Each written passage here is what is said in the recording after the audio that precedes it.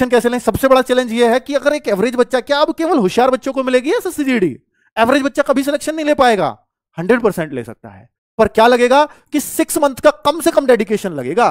पहले क्या है पहले बच्चा जो थोड़े दिन पढ़ा, गलती से भाई ये सोच लिया रीजनिंग को स्ट्रॉन्ग कर लेता हूं जी, मैथ्स को स्ट्रॉन्ग कर लेता हूं और हिंदी को स्ट्रॉन्ग कर लेता हूं, या हिंदी और रीजनिंग बहुत जल्दी से स्ट्रॉन्ग हो जाएंगे, मैथ्स और जीएस थोड़े हल्के भी चल जाएंगे, सिलेक्शन हो जाएगा।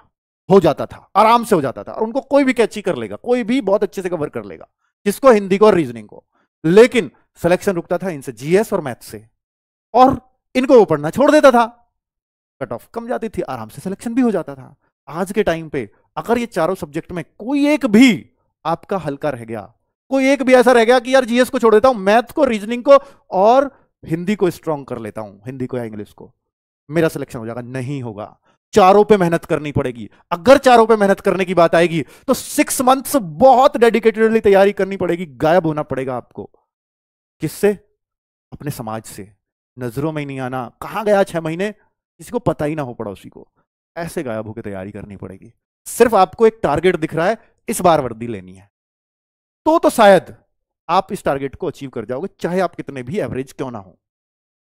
6 महीने मोर देन सफिशिएंट है एसएससीजीडी में 150 प्लस स्कोर करने के लिए, लेकिन उस 6 महीने 6-7 घंटे सिर्फ पढ़ाई होनी चाहिए और कुछ नहीं। ऐसी होती नहीं है, बहुत ही कम स्टूडेंट ऐसा कर पाते हैं, और इसीलिए सिलेक्शन रेट बहुत कम है।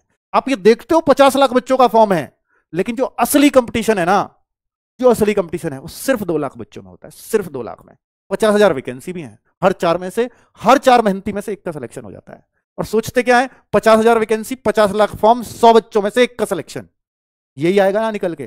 पर वो 100 नहीं होते, मेहनत करने वाले 4 हैं, 4 में से एक का हो जाएगा।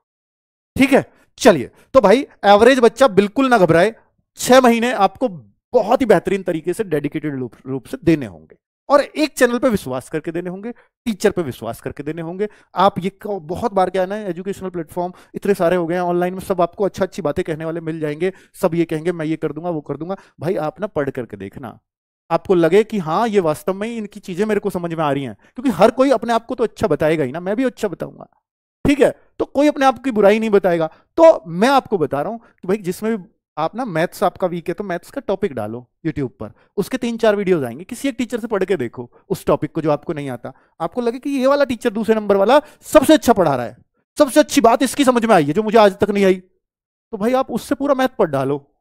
अगर आप उससे पढ़ लिए, और फिर ये है कि अगर आपने एक चुन लिया तो फिर उसे एक पे ही रहना, फिर ऐसा नहीं इससे भी पढ़ लूं, उससे भी पढ़ लूं, और उससे। ऑनलाइन में यही हो रहा है कि हम 4 अलग अलग जगह पढ़ रहे हैं, और सही पूछो ना एग्जाम में क्वेश्चन फिर भी नहीं हो रहा है, हम वहीं अटक रहे हैं जहां हम अटकते थे।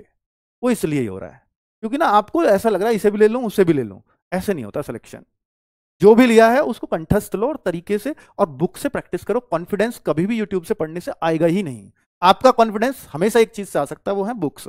पढ़ो यूट्यूब से, क्योंकि बुक आपको समझाएंगी नहीं।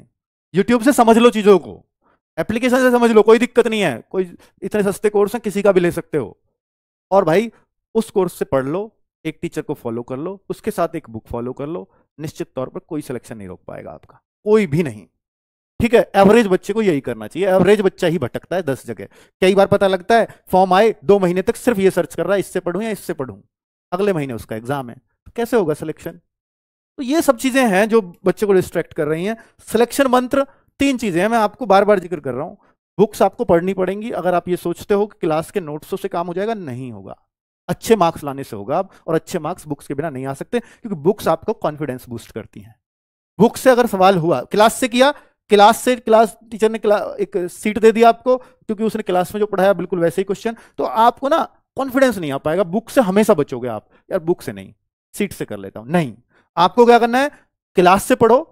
अब उस चैप्टर को टीचर ने पढ़ाया है, मान लो मैथ्स का चैप्टर है नंबर सिस्टम, तो नंबर सिस्टम में अगर यूनिट डिजिट पढ़ाया है तो बुक से यूनिट डिजिट के क्वेश्चन ढूंढ ढूंढ के करो।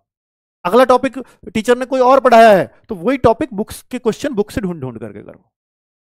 तो आपका बुक का जो कॉन्फिडेंस आएगा ना, वो दिखाएगा कि भाई आप मैथ्स कर सकते हो। जिस दिन जब तक बुक से बचोगे, निश्चित तौर पर सिलेक्शन से दूर रहोगे। हर एक सिलेक्टेड बच्चे को पूछ लेना, ऐसा कोई नहीं होगा जिसने बुक फॉलो ना की हो। ठीक है, क्लास क्लास तो लेनी पड़ेगी, इसमें कोई शक नहीं है, क्योंकि जब हम पहली बार कंपटीशन में उतरते हैं तो हमें बिना क्लास के केवल बुक से समझ में नहीं आ सकता, और आएगा भी तो हो सकता है कुछ बुक में बड़े सॉल्यूशंस हों जो दिक्कत करेंगे। तो इसलिए क्लास आपके लिए बहुत जरूरी बन जाती है, क्लास के साथ बुक्स। और फिर अंत में आता है, एक बार सिलेबस कंप्लीट करने के बाद मॉक को तभी छेड़ो, पहले सिलेबस कर लो पूरी, हर एक चीज कंप्लीट, अब मैं मॉक पे आता हूं। और पर ऐसा ना हो कि मॉक के लिए 5 ही दिन बच रहे हैं या 7 दिन बच रहे हैं, नहीं, मॉक कम से कम एग्जाम से 1 महीने पहले तो बहुत अच्छे से देने शुरू कर देने चाहिए, और कम से कम 10 से 15 मॉक देकर के ही एग्जाम में बैठना चाहिए, कम से कम। ठीक है, आगे